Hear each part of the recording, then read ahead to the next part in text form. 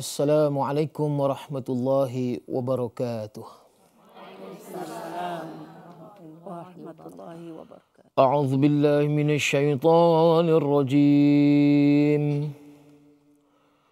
Wa yawma yunadihim fayaqulu ayna syuraka'i alladhina kuntum taz'umun. قال الذين حق عليهم القول ربنا هؤلاء الذين أغويناهم ربنا هؤلاء الذين أغويناهم كما غوينا تبرأنا إليك ما كانوا إيانا يعبدون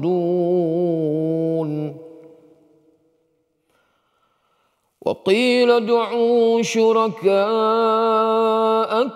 فدعوهم فلم يستجيبوا لهم ورأوا العذاب لو أنهم كانوا يهتدون ويوم يناديهم فيقول ماذا أجبتم المرسلين فعميت عليهم الأنباء يومئذ فهم لا يتساءلون فأما من تاب وآمن وعمل صالحا فعسى أن يكون من المفلحين وربك يخلق ما يشاء ويختار ما كان لهم الخيرة سبحان الله وتعالى عما يشركون وربك يعلم ما تكن صدورهم وما يعلنون وهو الله لا إله إلا هو له الحمد في الأولى والآخرة له الحمد في الأولى والآخرة وله الحكم وإليه ترجعون صدق الله العظيم. Maksudnya, dan pada hari kiamat itu Allah menyuruh mereka lalu bertanya, mana dia sekutu-sekutuku yang kamu anggap mereka menjadi Tuhan dan dapat memberikan pertolongan? Mereka yang berhak menerima hukuman, yakni azab neraka, lalu berkata, wahai Tuhan kami, inilah mereka yang kami menyebabkan kesesatannya. Kami menyebabkan mereka sesat dengan pilihan mereka sendiri, sebagaimana kami telah sesat, yakni dengan pilihan kami sendiri. Maka dengan ini kami mengaku kepadamu bahawa kami berlepas diri dari kekufuran mereka. Bukanlah kami yang mereka puja dan taati, bahkan mereka hanya memuja dan mentaati hawa nafsu mereka sendiri. Dan dikatakan kepada mereka, panggillah makhluk-makhluk dan benda-benda yang kamu jadikan sekutu Allah untuk menolong kamu. Lalu mereka memanggilnya. Tetapi makhluk-makhluk dan benda-benda tersebut tidak menyahut panggilan mereka. Dan mereka tetap melihat azab dengan merasa sesat, serta bercita-cita kalaulah mereka di dunia dahulu menurut petunjuk. Dan pada hari kiamat itu Allah menyuruh mereka lalu bertanya, apa jawab kamu kepada rasul-rasul yang diutus kepada kamu dahulu? Maka gelaplah kepada mereka pada hari itu segala khabar berita dan peristiwa yang telah lalu, serta menjadilah mereka tidak dapat hendak bertanya-tanyaan sesama sendiri. Demikianlah akibat orang-orang durhaka. Adapun orang yang bertaubat dan beriman serta beramal soleh, maka semoga akan menjadilah ia daripada golongan orang-orang yang berjaya. Dan Tuhanmu menciptakan apa yang dirancangkan berlakunya, dan dialah juga yang memilih, yakni satu-satu daripada makhluknya untuk sesuatu tugas atau keutamaan dan kemuliaan. Tidaklah layak dan tidaklah berhak bagi sesiapa pun memilih selain daripada pilihan Allah. Maha suci Allah dan maha tinggilah keadaannya dan apa yang mereka sekutukan dengannya. Dan Tuhanmu mengetahui akan apa yang terpendam di dalam hati mereka dan apa yang mereka zahirkan. Dan dialah yakni Allah, tiada Tuhan melainkan Dia, segala puji tertentu baginya di dunia dan di akhirat. Dan hanyalah Dia yang berkuasa menghukum, serta kepadanya lah kamu semua dikembalikan. Surah Al-Qasas ayat 62 hingga ayat 70. Alhamdulillahirabbil alamin wal aqibatu lil muttaqin ala udwana illa ala zalimin. Asyhadu an la ilaha illallah wahdahu la syarikalah wa asyhadu anna sayyidana Muhammadan abduhu wa rasuluh wa nusalli wa nusallim ala hadzal nabiyil karim wa ala alihi wa ashabihi ajma'in, amma ba'd. Apa khabar tuan-tuan dan puan-puan sidang penonton yang berada di rumah dan yang berada di hadapan saya di dalam studio ini? Apa khabar tuan-tuan dan puan-puan hadirin sekalian? Baik, Alhamdulillah. Sekali lagi, apa khabar tuan-tuan sekalian, puan-puan sekalian? Alhamdulillah, segala puji-pujian bagi Allah Subhanahu Wa Taala yang telah memanjangkan umur kita sehinggalah saat pada pagi yang mulia ini kita dapat bersiaran di dalam suatu rancangan Tanyalah Ustaz. Biar tahu, jangan keliru. sekali lagi, biar tahu, Jangan keliru. Alhamdulillah. Dan insya-Allah pada pagi ini kita nak mengupas satu tajuk yang berkaitan di dalam soal kehidupan kita dan hubungan kita dengan Allah Subhanahu Wa Taala. Kita yakin dengan ketentuan Allah dan kita juga nak menerima sesuatu pilihan juga daripada Allah Subhanahu Wa Taala. Jadi pada pagi ini kita akan berbicara dan berkongsi ilmu berkaitan dengan pasrah dengan istikharah. Ya, kita akan merenungi, melihat bagaimanakah yang dimaksudkan. Ya, pasrah itu dalam satu maksud yang lain, kemudian istikharah itu dalam maksud yang lain. Maka insya-Allah pada pagi ini kita ada penonton di studio ini dan ada dua orang yang akan bersoal jawab dan juga kita akan berinteraksi, berkomunikasi. Ya, yang di sebelah kiri saya elok juga nak perkenalkan siapakah gerangan yang bertanya. Yang pertama dan yang kedua. Nampak Alhamdulillah pada pagi ini kita ada dua tetamu untuk bertanyakan soalan. Yang pertama sekali siapa puan? Ya. Nama saya Hajah Siti Hawa. Ya, Puan Hajah Siti Hawa. Alhamdulillah, sedap nama macam isteri Nabi Adam ya. Alhamdulillah, Siti Hawa. Mudah-mudahan ya. Ya, saya Adam. Adam. Allahu Akbar. Adam dan Hawa kak ya. Macam tu lagu kan? Adam dan Hawa. Okey, baik. Yang kedua puan ya. Ya. Saya Hajah Sufiah binti Abu. Hajah Sufiah. Ya. Hajah Sufiah binti Abu. Hajah Sufiah binti Abu. Alhamdulillah ya. Kita dapat berkenal dengan dua orang yang akan bersama dengan saya pada pagi ini dan kita nak melihat ya. Pertama tadi apa yang dah saya baca daripada surah Al-Qasas ayat yang ke-62 hingga ayat yang ke-70. Bagaimana Allah Subhanahu Wa Taala menyebut tentang satu khiyarah, yakni khiyar tadi istikharah. Ya, pilihan yang mana kita nak lihat apakah yang dimaksudkan sebenarnya istikharah itu dalam bentuk penggunaan amalan yang sebenarnya ataupun pada perkara yang sebenarnya diistilahkan. Baik, setengah orang istikharah ni dia nak buat ya puan, selalu orang duk kata istikharah ni tentang nak mencari jodoh je. Ada pilihan, ada dua pilihan umpamanya. Dia ingat istikharah ni hanya untuk cari jodoh. Adakah itu yang sebenarnya kita nak tahu tentang istikharah ni? Jodoh. Tak ada benda lain. Bila sebut istikharah ni kahwin. Kahwin istikharah. Tak jadi kan? Jadi kita nak tahu sebenarnya istikharah ni dari sudut agama syariat apa yang kita lihat berdasarkan kepada hadis Nabi SAW. Apa kata Nabi SAW? Ketika mana Jabir bin Abdullah menceritakan, Rasulullah mengajar kepada kami, kata Jabir. Ketika itu mereka dalam keadaan kusut ataupun untuk mencari sesuatu jalan pilihan yang tepat. Ketika itu Nabi bersabda, "Idza hamma ahadukum bil amri falyarka' raka'ataini min ghairil faridah thumma liyaqul. Baik, apa kata Rasulullah? Kata Nabi, barang sesiapa yang berkeinginan sangat ataupun yang berkeinginan keras untuk melakukan sesuatu bil amri, yakni sesuatu perkara urusan kehidupan, nak memilih sesuatu yang kita nak buat ataupun tidak, nak buat ataupun tidak.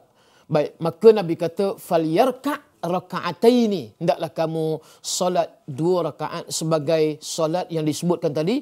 Solat apa Kak? Istikharah. Solat istikharah. Jadi itu di antara yang kita maksudkan berdasarkan kepada hadis Nabi SAW.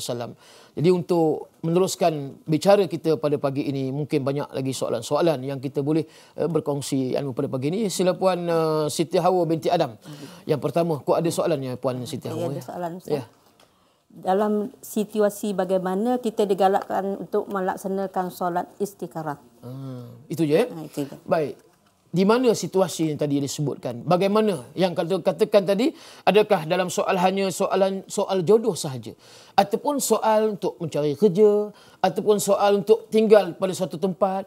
Ataupun soal yang bagaimana? Baik, yang pertama sekali untuk dijelaskan di sini, ulama-ulama fuqaha menyebut solat sunat istikharah ini dia sunat, ya, bukan wajib. Solat sunat istikharah ini bukan pada perkara yang wajib, yang fardu. Contoh, kalau kita katalah nak buat suatu perkara yang wajib, nak pergi haji umpama, adakah perlu kita istikharah? Maka jawapannya tidak. Sebab itu perkara wajib, maka wajib naklah kita lakukan secara wajib. Begitu juga sembahyang. Tak ada orang pula nak sembahyang, katalah nak sembahyang fardu subuh, aku nak kena istikharah ni. Jadi katakan kita teruskan apa dia nak buat istikharah, nak melakukan solat fardu subuh, maka tidak begitu, insya-Allah, ya. Kita berehat seketika, insya-Allah kita akan sambung jawapannya seketika kita berehat nanti. Wallahu a'lam.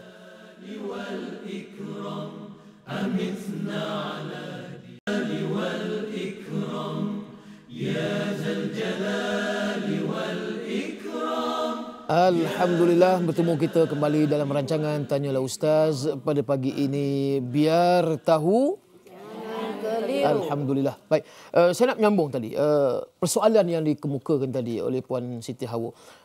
Situasi yang bagaimana kita nak beristikharah. Baik, lihat tadi, perkara yang wajib kita tidak ada istikharah. Perkara yang sunat kita tidak ada istikharah. Dan pada perkara yang haram umpamanya, Allah dah mengharamkan zina, minum arak umpamanya. Adakah aku nak sembahyang istikharah dulu, kemudian kalau ada satu petunjuk sama ada aku nak meninggal ataupun aku nak buat? Tak boleh. Sebab sesuatu yang diharam, haram. Kemudian sesuatu yang disebut sunat, sunat, dan wajib, wajib. Dan disebut oleh ulama, sesuatu yang dikatakan mubah, mubah ni apa dia? Benda yang harus. Perkara yang harus ataupun boleh dikatakan perkara yang ragu-ragu. Maka ketika itu kita falyarka' raka'ataini, hendaklah kita beristikharah dengan 2 rakaat. Macam biasa sembahyang sunat lepas Fatihah, kita baca Qul-ya, kemudian lepas Fatihah rakaat yang kedua kita baca Qul wallah. Itu yang paling senang kita katakan. Baik, kemudian dalam sujud yang terakhir kita boleh bertanya ataupun minta kepada Allah apa yang disebutkan tadi. Contoh umpamanya kita ada 2 pasangan, di sana hanyalah menanti, umpamanya di sini yang menunggu, di sana yang menanti. So ada 2 pilihan, nak yang mana satu. Jadi umpama contoh soal jodoh, kemudian soal ada 2 kerja yang kita dapat, sama ada kita nak pergi company ini ataupun company B, A ataupun B. So mungkin Allah nak bagi kita pilihan yang tepat, sebab kita nak kaitkan bila istikharah ni keredaan daripada Allah. Maksud pasrah ni dia sebenarnya dia ada sikit perbezaan. Pasrah ni kita menerima keputusan daripada Allah, puan, pilihan daripada Allah walaupun dalam keadaan perit dan juga pedih.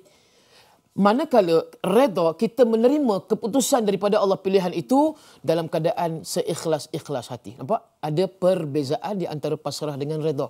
Kerana itu disebut bila pasrah, walaupun kita kata lah dia ni tak lawa, tapi kenapa Tuhan bagi dalam bentuk mimpi seolah macam aku nak kena kahwin dengan dia, sedangkan yang ni lawa, cun kata-katakan, contoh dalam pilihan nak kahwin ni, maka itu semua dikatakan sebagai suatu pasrah, menerima walaupun dalam keadaan perit, pedih, pahit. Kerana itu keputusan yang sebenar-benar daripada Allah. Itulah ketentuan yang kita nampak. Jadi ingat balik, perkara yang mubah dan perkara yang ragu-ragu. Saya teringat bagaimana apa dia satu orang sahabat Nabi SAW ketika mana beliau nak apa dia membina Kaabah ataupun nak membaiki, dan seumpamanya yang disebutkan tadi ialah Kaabah Syarifah ketika itu Zubair Al-Awwam tak silap saya. Jadi beliau mengerjakan sembahyang solat sunat istikharah 2 rakaat terlebih dahulu. Allah Subhanahu Wa Taala memberi satu petunjuk pilihan yang tepat. Itu maksud istikharah di zaman Rasulullah ni macam-macam, bukan hanya soal jodoh yang, tetapi bil amri, maksud segala semua urusan kehidupan, insya-Allah itu. Puan, macam nak tanya tadi. Kita dah tahu dah perkara yang harus tadi, mubah tadi. Masa pula yang kita nak pilih. Masa kita malam ke, siang ke, pagi betul. ke. Baik. Ya, Ustaz. Baik. Sembahyang istikharah, bila disebut solat bermakna ada fi'li, ada qauli dan ada qalbi. Sembahyang boleh dilakukan pada waktu siang ataupun pada waktu malam. Siang maksud kata mungkin lepas zuhur kita boleh buat. Kemudian apa dia malam, sama ada kita nak buat lepas maghrib pun boleh, selepas ba'da maghrib. Ataupun yang terbaiknya sudah tentulah 1/3 malam. Sewaktu kita bangun untuk bertahajud, kemudian susun lepas tahajud kita bertaubat kepada Allah, kemudian kita minta lagi dengan sembahyang hajat, dan akhirnya kita sembahyang istikharah.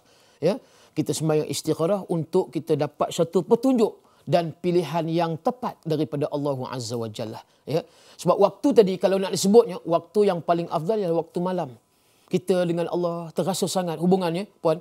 Kita rasa macam, ya Allah, aku tak ada siapa lagi dah untuk aku mengadu. Allahus Samad, engkaulah tempat aku bergantung. Ya Allah, engkaulah tempat aku meminta pengampunan, hajat dan sebagainya. Jadi itu disebutkan tadi pada waktu, kalau ditanya bila waktu yang sesuai, ialah waktunya pada waktu malam. Sebaik-baiknya tadi selepas kita bertahajud dan kita sembahyang solat sunat taubat, bila hati bersih, insya-Allah kita mohon kepada Allah pun mudah untuk memakbulkan hajat, doa dan juga permintaan tadi dengan istikharah. Baik. Ustaz, 1/3 malam tak boleh. Ya. Kadang-kadang tak terjaga. Pukul 1 malam, Ustaz. Nak buat pukul 1 malam pun tidak ada masalah. Yang pentingnya pada waktu itu, pada waktu malam. Kalau kita nak buat pukul 1, pukul 2 pun boleh. Ataupun nak buat sebelum subuh pun boleh.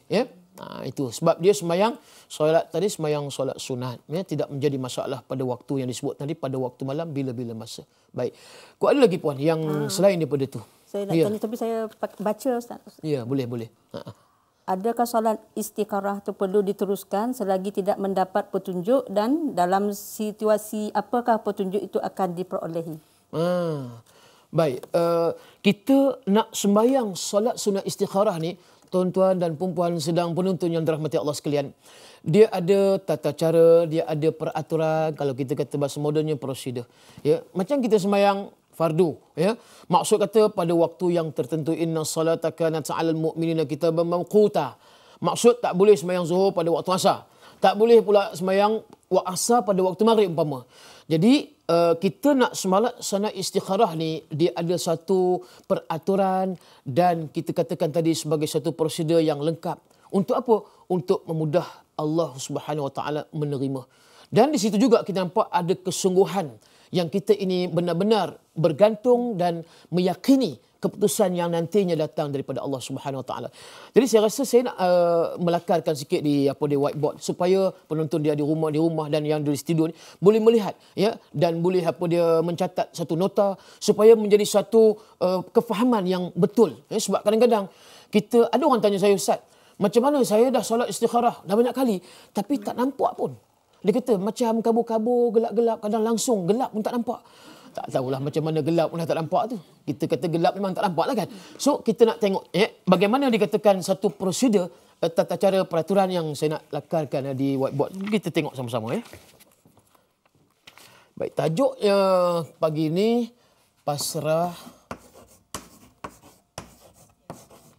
dengan istikharah.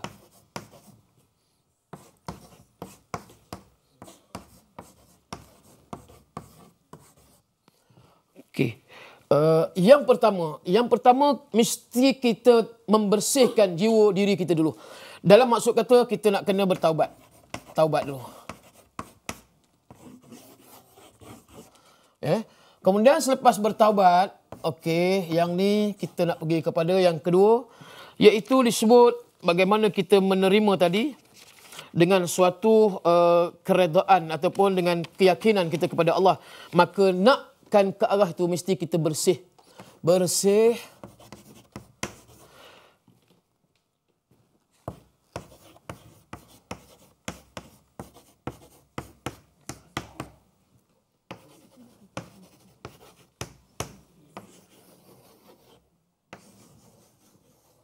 Okey. Setelah kita bertaubat kepada Allah daripada dosa kita sebab kita berhajat, kita nak bersihkan diri kita. Kemudian hati kita tadi mestilah kita tidak ada sesuatu yang boleh kita kata mendepani. Macam contoh kita nakkan suatu jodoh yang terbaik tadi. Kita jangan ingat sesiapa dulu. Baik A, baik perempuan B ataupun baik lelaki A ataupun lelaki B. Jadi kita nak kosongkan kita punya fikiran waktu kita nak sembahyang istikharah.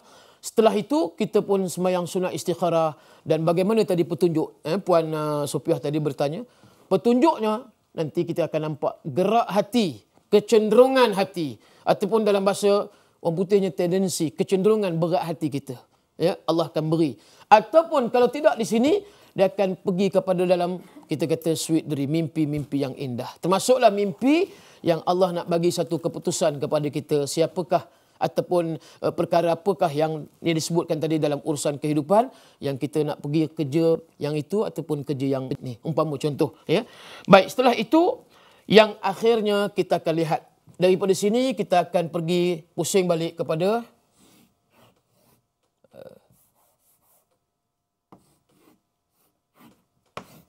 mengulangi yang ni. Adakah kita perlu mengulangi? Maka jawapannya ya. Daripada taubat, kemudian bersih, kita gerak hati tadi pun semua, mimpi. Kemudian kalau sekiranya ada orang bertanya, Ustaz, saya dah buat istikharah nak dekat 100 kali.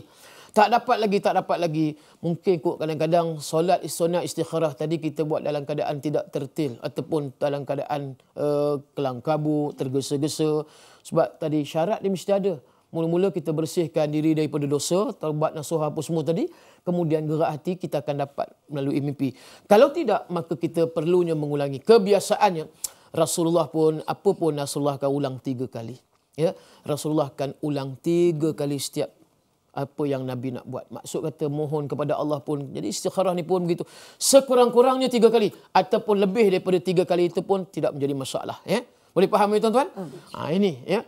Daripada yang pertama, ini kemudian yang kedua, melalui mimpi ataupun gerak hati dia akan dapat. Dan akhirnya kita lihat tadi, perlunya kita ulangi daripada apa yang kita mohon petunjuk dan juga pilihan yang tepat daripada Allah Subhanahu Wa Taala. Ya Ustaz. Baik. Kita dah dapat petunjuk.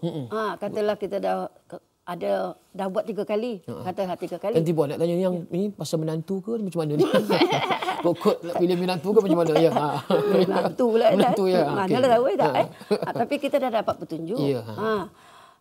Contohnya kita dapat air masuk dalam rumah kita. Yang banyaklah, yang luar biasa jumlah air ni. Macam hujan datang ke rumah kita, dapat petunjuk. Betul ke petunjuk yang itu menunjukkan memang Allah dah bagi gerak hati atau mimpi yang betul mengikut istikharah kita tu. Atau ada petunjuk yang lain? InsyaAllah kita akan jawab soalan yang dikemuka oleh Puan Sofiah tadi sebentar nanti. Kita berehat seketika. Ya Zal Jalali wal Ikram, Ya Zal Jalali wal Ikram, Ya Zal Jalali wal. Alhamdulillah, kita bertemu kembali dalam rancangan Tanyalah Ustaz, biar tahu jangan keliru. Alhamdulillah, kita nak menyambung jawapan perbincangan topik pada pagi ini, pasrah dengan istikharah. Jadi tadi ada Puan Sofiah bertanya pada saya tentang hasil daripada kita buat istikharah. Kita mula-mula kita dah dapat satu tanda ataupun petunjuk daripada Allah. Mungkin mangkali tadi hati kita cenderung berat nak memilih yang ini, dan yang keduanya petunjuk mungkin mangkali dalam mimpi yang Allah bagi hasilnya. Mungkin tadi nak disebut oleh Puan tadi, mungkin kita rasa macam celaru ataupun keliru. Ya. Kita was-was. Saya nak sebut di sini. Ya. Allah Subhanahu Wa Taala sebut dalam Al-Quran surah An-Nas. Allah kata apa dia? Alladhi waswisu fi sudurin nas. Ya. Sesungguhnya syaitan dia cuba untuk menghasut apa yang tersembunyi. Maksud kata di dalam hati kita fi sudur. Alladhi waswisu fi sudurin nas. Maksud dalam hati manusia kebiasaannya syaitan tadi dia akan ganggu. Sebenarnya kita ambil yang yakin pertama itu sebenarnya. Kalau sekiranya kita dah yakin, ya puan, petunjuk itu petunjuk yang sebetul-betulnya. Baik kita kata berat hati, menantu aku ni inilah antaranya, aku rasa tak ada orang lain dah. Dan yang kedua, dapat pula mimpi. Nampak pula betul lah Ustaz Halimdin ni nampaknya. Maknanya kata betul lah tu kan. Jadi berat hati pun dia kan. Contoh. Contoh. Kan? Jadi hati tu berat, kemudian nampak dalam mimpi pula lagi kan. So, kita kata tidak syak lagi. Macam tu kan? Tidak syak lagi. Maknanya kita ambil yang... Sebab kalau datang yang kedua, nanti Iblis akan datang. Dia akan goncang kedudukan. Kalau kita layan. Akhirnya, itu yang tadi penyakit was-was. Sebab kita kadang tengok orang ambil semayang pun, kadang-kadang imam dah nak habis dah rakaat ketiga maghrib. Dia tak habis lagi basuh muka. Itu penyakit was-was. Jangan dilayan. Maksudnya tadi, ambil yang pertama puan.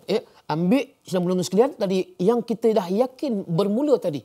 Maka yang kedua itu jangan kita layan. Yang ketiga itu jangan kita. Sebab itu datang daripada syaitan. Cuma nak menyatakan di sini ialah. Bila kita rasa itu adalah keputusan daripada Allah. Ya, kita pasrah dengan istikharah tadi. Maka dia ada tanda. Di antara yang disebut ialah tanda kita, hati kita tadi rasa tenang.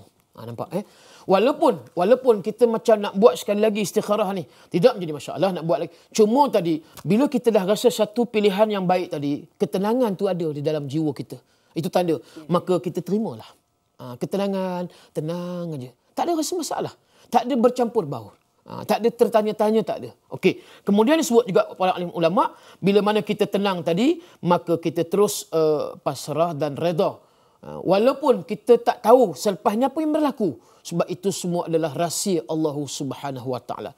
Itu yang disebut pasrah ni, kita bergantung kepada Allah dan menerima sebulat-bulatnya. Walaupun kadang-kadang perkara tersebut macam pedih, berat. Macam kita kata apa tadi puan? Berat nak terima. Tapi sebab tadi kita dah istikharah, kan itu kita mengharapkan redha Allah, bukan redha manusia. Kan itu Islam ni meletakkan tadi apa pun dengan Allahu Samad. Allah tempat kita memohon pertolongan, Allah untuk kita mohon hajat. Kata Nabi lagi dalam hadis, "Idza sta'anta fasta'in billah." Bila kita nak minta pertolongan, maka mintalah pertolongan kepada Allah Subhanahu Wa Taala. Sebab kalau orang tadi dia minta selain daripada Allah, dia minta kepada makhluk, maka keyakinan dia hanya kepada makhluk, tidak keyakinan dia kepada Allah Subhanahu Wa Taala. Sudah tentulah cacat. Ya. Dalam perkara kehidupan ni, kalau kita ambil selain daripada Allah, memang kita penat. Sebab apa? Tidak akan dapat satu jalan penyelesaian. Tapi kalau kita dapat daripada Allah Subhanahu Wa Taala, walaupun tadi hati macam berat, walaupun dalam keadaan kita ambil hukum akal ni, macam kalau aku ambil dia ni, apa boleh buat nanti? Tapi kalau kita ambil dengan pilihan Allah Subhanahu Wa Taala, banyak kebaikan hikmah. Tu yang disebut banyak yang tersirat di sebalik yang tersurat puan. Itu di antara puan. Boleh macam lah. Kalau nak tanya lagi, sambung tadi. Kalau kita sudah solat istikharah, puan. Sudah diberi gerak hati, dan kemudian ingin berdoa untuk mengambil keputusan satu lagi yang tidak diberi gerak hati, adakah itu salah, Ustaz? Baik. Kita katakan tadi sudah clear. Ya, selesai kita punya istikharah tadi, suatu hajat yang kita nak. Ya. Dan katakanlah ada lagi satu hajat yang kita nak buat sekali lagi, tidak menjadi masalah. Kalau sekiranya tadi kita dah dapat satu keputusan pilihan yang tepat daripada istikharah yang pertama, hajat yang pertama, saya nak sebutkan tadi, mengulangi bahawasanya ambillah tadi yang pertama itu. Ya. Kalau sekiranya nak buat, adakah salah? Tidak menjadi masalah. Tapi kita rasa lebih baik kita minta dengan Allah tadi dalam solat hajat. Setelah mana pilihan yang Allah beri tadi, yang katakan apa dia, khiyar tadi, khiyar. Allah dah bagi pilihan yang tepat pada kita, maka kita minta kepada Allah pula hajat. Apa yang kita nak, supaya ya Allah, kalau sekiranya inilah pilihan daripadamu ya Allah. Umpamanya pekerjaan, umpamanya apa yang kita nak buat sesuatu, dah dapat suatu pilihan, petunjuk daripada Allah. Maka kita minta hajat supaya kalau aku nak pergi satu destinasi ni, umpamanya kata kita nak pergi melancong lah katakanlah, ya, antara dua, nak pergi Turki ke ataupun nak pergi Bosnia umpama, ataupun Turki ke ataupun nak pergi Beijing. Jadi katalah petunjuk dapat pergi Turki umpama contoh. Jadi kita nak pergi Turki tadi, kita minta kepada Allah dalam solat hajat supaya hajat aku ni tercapai umpama contoh.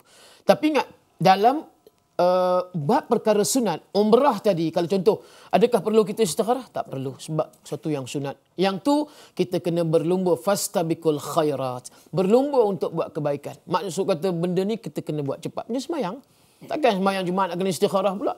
Takkan nak semayang subuh nak kena istikharah, tak perlu. Zakat umpama, aku nak istikharah dulu, nak bayar zakat ke tidak?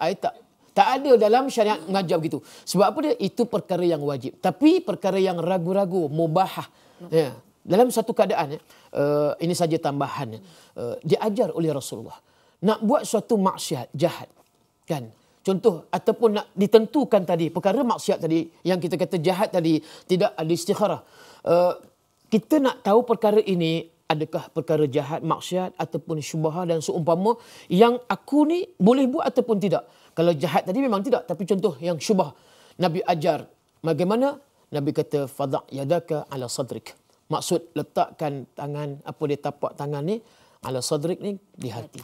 Baik, bila hati kita ada rasa getaran, macam degupan jantung yang laju cepat, maka itu tandanya jangan kita lakukan perkara ini, perkara yang tidak boleh ataupun tidak baik. Ini dalam satu sudut lain lah.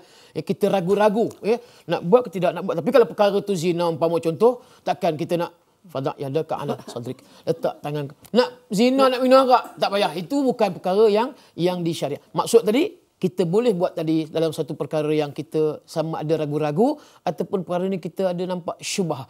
Tapi yang sebenarnya elok dielakkan. Sebab apa dia?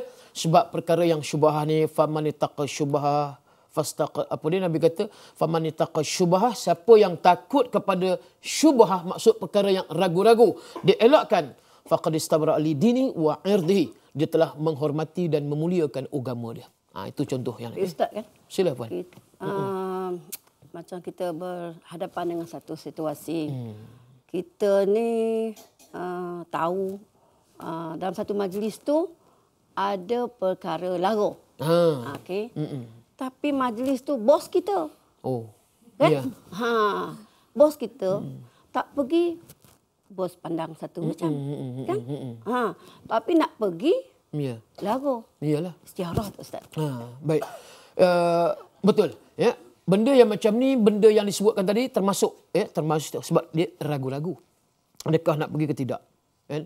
Kalau sekiranya tengok keadaan, yang lara itu dikatakan suatu yang haram. Nak pergi majlis walimatul urus, yang kita dimaklumkan dalam majlis itu nanti ada hidangan arak. Umpama contoh, so yang tu kita dah tahu ada hidangan yang haram, maka kita tidak boleh. Yang tu tidak ada istikharah. Tapi kalau katakanlah suatu itu yang dikatakan hanya sifat lara, umpamanya ada joget lambak ke, mari berjoget, umpamanya nanti dalam majlis itu ada mari berjoget dan sebagainya. Jadi adakah kita nak pergi? So kalau sekiranya kita rasa hati aku ni was-was lah sebab aku nak jaga diri aku, perkara ihtiyat, maknanya terlalu berhati-hati. Orang yang warak dia macam tu, nak pergi ke tidak, nak pergi ke tidak.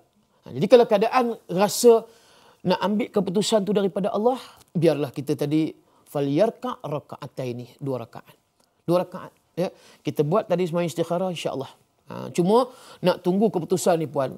Kalau katalah 3 kali, nak buat 3 hari, majlis dah ada berlepas kan. Jadi masalah pula kan. Tengoklah kalau sekali kita buat, ada gerak hati berat, menandakan kita ni tak payah pergi, tak payahlah. Tapi kalau maksud kata tidak ada rasa apa-apa, kita rasa mungkin Allah izinkan, umpama contoh. Tapi bukan maksud kita reda dengan perkara-perkara lara tadi. Jadi kita tak payahlah join dengan perkara lara tadi. Cuma kita ambil sesuatu yang kita katakan sebagai masalah. Pasang niat kita pergi untuk meraihkan, jemputan diwajib jemputan. Betul. Sekadar kita makan macam tu, tidak menjadi masalah. Sebab itulah kalau kita lihat contoh ulama-ulama muhadis, umpama Imam Bukhari, Imam Muslim, mereka nak ambil sesuatu hadis, nak meletakkan martabat hadis itu hadis yang sahih. Ini disebutkan tadi, selain daripada hajat, taubat hajat, maka mereka juga sembahyang istikharah. untuk menentukan adakah hadis ini boleh dilihat sebagai kesahihan. Ya, adakah hadis ini martabat dia mutawatir sahih ataupun hadis ini nak letak kepada kategori hadis yang daif ataupun maudhu umpama contoh.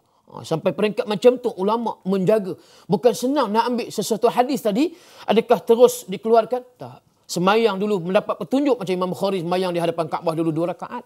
Minta kalau sekiranya ini ada sahih, maka beri petunjuk tadi. Datang pada ilham, kemudian pada mimpi, kemudian berat hati tadi. Begitu ya. Perempuan dan tuan-tuan perempuan dan sidang penonton yang dirahmati Allah sekalian. Jadi kita lihat lagi tadi. Kalau kita nampak istikharah ini, sesuatu yang kita lihat rupa-rupanya Allah Subhanahu Wa Taala nak beri sesuatu kepada hamba-Nya, ya. Keyakinan tadi yang berbentuk iman, dan yang kedua kita nak angkat darjat kita menjadi orang yang bertakwa. Bila orang yang bertakwa, maka itulah orang yang dimuliakan di sisi Allah. Sebab itu bila apa juga urusan kehidupan kita bergantung kepada Allah, insya-Allah kita akan selamat dan kita akan sejahtera di dunia dan juga di akhirat. Itu antaranya. InsyaAllah kita akan berehat seketika dan bertemu kembali selepas ini. Amitna ala dinil islam ikram ya zal jalali wal ikram. Alhamdulillah, kembali kita dalam rancangan Tanya Ustaz pada pagi ini. Biar tahu jangan keliru. Alhamdulillah kita berada tuan-tuan dan puan-puan sidang penonton sekalian di penghujung rancangan. Untuk kita menghabiskan sikit lagi sebahagian daripada soalan yang mungkin belum lagi ditanya oleh apa dia yang bertanya di hadapan ni bersama saya dengan puan saya Siti Hawa dan juga puan Sufiah. Dan disebutkan tadi sebahagian daripada apa yang kita maklum bahawa istikharah ini untuk meningkatkan tadi ketakwaan diri kita kepada Allah. Sebab bila-bila kita berhajat kepada Allah, kita bergantung kepada Allah, bermaksud kita yakin dengan Allah Subhanahu Wa Taala. Inilah yang dinamakan Rasulullah sallallahu alaihi wasallam, sifat dan peribadinya semuanya bergantung kepada Allah. Sehingga disebut dalam Quran, wa ma yantiqu 'anil hawa in huwa illa wahyu yuha. Nabi tidak bercakap bertutur melainkan apa yang diwahyukan, maksud apa yang diilham, dipimpin, dibimbing oleh Allah Subhanahu Wa Taala. Begitulah Nabi ajar supaya kita setiap apapun urusan bila amri, maka hendaklah kita berurusan itu mengambil ketetapan panduannya daripada Allah Subhanahu Wa Taala. Mungkin puan ada soalan yang selanjutnya puan, sila. Ya. Kalau kita ada kecenderungan atau gerak hati kepada sesuatu. Maksud kita dah buat sembahyang istikharah, kemudian kita dah dapat satu petunjuk lah maksud dia, tanda-tanda. Ya. Kemudian kita tetap melakukan solat istikharah kerana yakin mendapat keputusan yang lebih tepat. Agak-agaklah puan Siti Hawa nak tanya apakah bentuk ataupun hajat istikharah tu. Agak-agaknya tentang apa tu? Kok lah apa benda yang kita rasa selalu. Tadi soal jodoh dah rasa macam selalu sangat ya, nak pilih itu pilih ini. Yang lain selalu buat pelancongan. Melancong ke luar negara lah. Ya, benda-benda yang mubah. Maksud boleh lah. Mungkin dah Turki dah pergi, Bosnia dah pergi, China dah pergi. Agak-agak nak minta apa yang Allah nak bagi lagi petunjuk di situnya, tempat-tempat yang kita nak pergi. Itu pulang pada kita. Baik, tak kisahlah apa pun yang disebutkan tadi, katakanlah yang pertama kita dah buat istikharah tadi. Dan alhamdulillah sekali buat dapat petunjuk. Tiba-tiba Allah bagi petunjuk di situ, kita disuruh melawat ke Rusia umpama contoh. Ataupun ke Nigeria umpama contoh. Lah kita kata kenapa pula Tuhan kata aku nak kena pergi Nigeria ni, contohlah kan, contoh. Kita nak pergi Balkan Ustaz. Oh Balkan, contoh. Yalah minta tadi sesuatu yang kita nak ketetapan daripada Allah. Kalau kata Allah kata Nigeria, kemudian kita nak ke Balkan, agak macam bertentangan tak dengan Allah? Kalau kata kita nak kesahihan lagi, kita nak lebih yakin lagi, cubalah kita buat sekali lagi. Dan teruskan lagi kita nak tengok. Yang kedua, yang ketiga tadi macam mana? Kalau yang kedua, ketiga itu lebih banyak kepada Balkan, maka mungkinlah ketetapan ke Balkan agaknya. Begitulah puan. Ya. Tapi kalau sekiranya dah tiga kali, dalam mimpi itulah, Afrika, Nigeria, Afrika. Itu contoh. Jadi ambil lah yang Nigeria, yang Afrika tadi. Itu. Walaupun rasa lah apa benda lah Afrika ni. Mana kita tahu? Di sana rupanya banyak kita nak pelajari lagi. Ya. Sebab situ juga negara-negara yang mempunyai ramai orang Islam. Dan umpama contoh. Ya. Ramai orang pergi hantar anak ke sekolah tahfiz di sana. Di Afrika umpama contoh. Itu contoh saja. Ya. Termasuk sebenarnya dalam perkara mubahah nak membeli sesuatu. Nak beli apa benda? Nak beli rumah. kita ada 2 tempat lokasi. Rumah satu ni dekat dengan masjid, satu lagi ni dekat dengan apa dia surau umpamanya. So nak dekat dengan surau ke masjid contoh. Tapi kalau kita nak beli rumah, satu dekat dengan pasar raya, satu dekat dengan apa dia dengan masjid. Takkan kita nak buat istikharah kot. Pastinya kita nak yang lebih baiknya masjid. Maksudnya kita begitu. Kita nampak sesuatu yang lebih baik bagi kita. Kita tidaklah kata itu sebagai satu istikharah. Tapi kalau sekiranya ada pilihan tadi, dua-dua yang baik. Maksud kata rumah tu pun baik, rumah ni pun baik. Lokasi dia pun dua-dua agak lebih kurang baik keadaan dia. Begitu. Dan juga mungkin kenderaan ke, gitulah.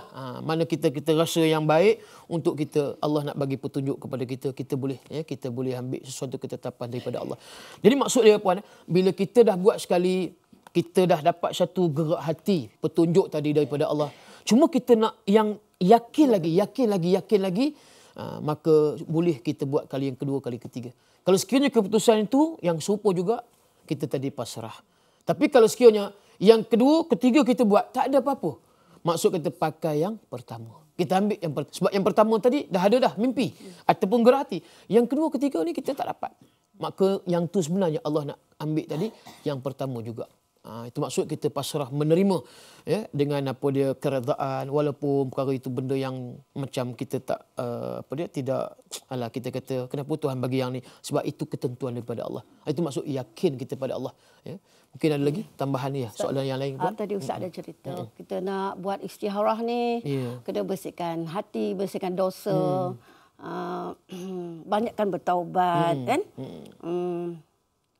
Ada tak lagi Ustaz macam kita kena banyakkan sedekah, kita buat bersihkan diri, mandi sunat pula ke kan, nak bagi hati tu puas, nak dapat harapkan petunjuk Allah dalam istikharah ni yang terbaik. Yang terbaik. Ustaz, betul. Kalau kita lihat macam kita berhajat sesuatu daripada Allah, yang terlebih dahulu kita sama juga bertaubat. Pertamanya bersihkan jiwa diri daripada kekotoran. Astaghfirullah Rabbal Baraya, Astaghfirullah minal khataya. Kita zikir, munajat, zikir taubat dulu, minta keampunan daripada Allah. Mana mungkin dalam keadaan kita kotor, tiba-tiba kita nak mohon dan minta kepada Allah, Allah nak makbul. Sebab itu Nabi kata, satu orang yang dalam keadaan bermusafir, doa orang musafir ni makbul. Tapi ingat Nabi kata wa mat'amuhu haramun wa masyrabuhu haramun wa malbasuhu haramun wa ghudhiya bil harami fa anna istajabu lahu aw kama qala. Hadis sahih. Nabi kata dia bermusafir, kemudian doa sepatutnya doa musafir ni mustajab. Mudah Allah nak terima.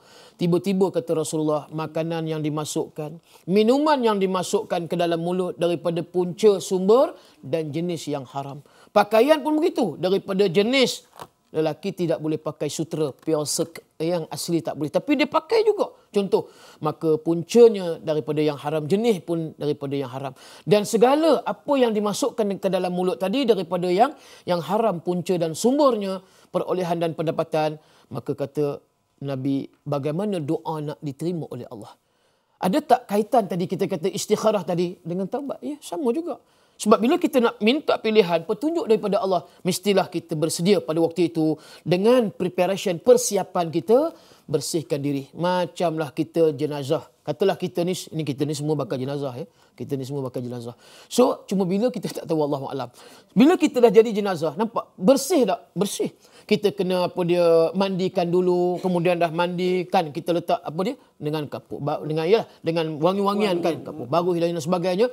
Kemudian kita pun dikafankan, dan dalam keadaan kita bersih, barulah kita masuk ke dalam liang kubur ataupun liang lahat.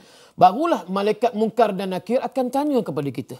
Kalau begitu, maksud kata apapun kita nak sesuatu daripada Allah, sidang penonton sekalian, hendaklah kita bersihkan sebersih-bersihnya melalui tadi prosesnya taubat dulu. Bila dah taubat, kemudian kita bersedia menerima apa juga keputusan daripada Allah. Kerana itu kita nak khusyuk. Bila mana sembahyang istikharah ni kita nak kena khusyuk betul-betul. Yalah, mesti ada wuduk pun, bersih ada kecil, bersih ada besar. Bila dah kita sembahyang tadi dalam keadaan khusyuk, minta sungguh-sungguh. Kerana itu tak boleh nak kata sekali ni kita dapat terus. Perlu kita ulangi kali yang kedua. Tak dapat lagi, ulangi kali ketiga. Sehinggalah kita rasa berpuas hati. Mungkin yang pertama, kedua, ketiga tak bersih. Dari sudut mungkin pakaian, kita semayang tak bersih umpamanya. Wuduk kita tak sempurna. Tapi kalau kita ulangi tadi, Allah nak tengok kita sesungguh-sungguhnya. Ya, kita ini betul-betul orang yang bersangatan. Yang disebutkan tadi, kehendaknya, keinginan. Idza hamma, maksud dia berkeinginan, bersungguh-sungguh nakkan sesuatu, keputusan dalam sesuatu urusan yang dia nak buat. Maksud kata keputusan itu daripada Allah Azza wa Jalla.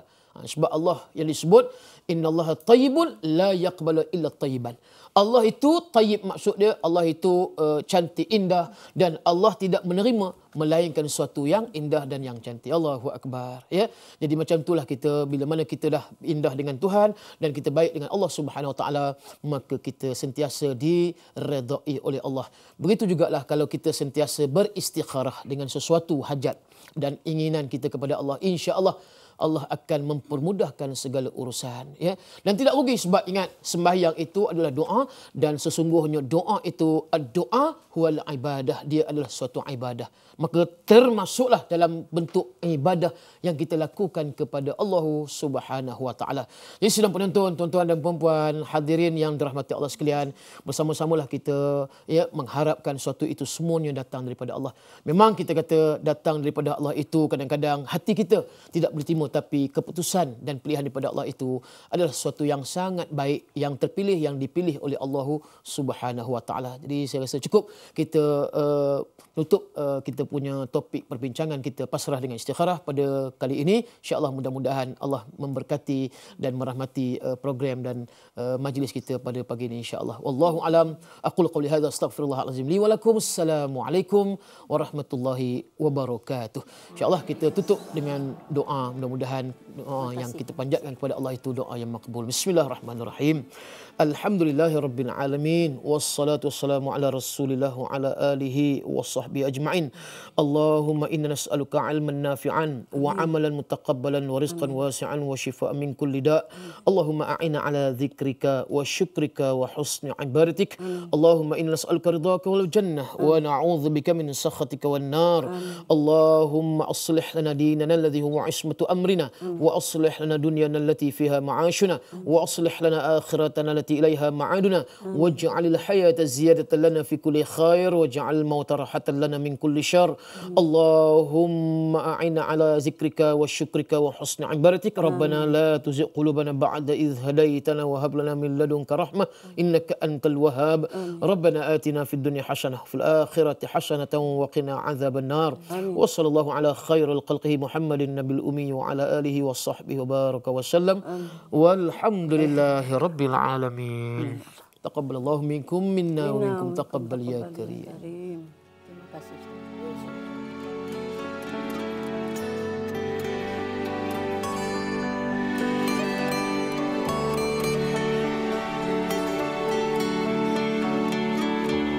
Biar darah jadi baja, biar tulangku menjadi tonggaknya.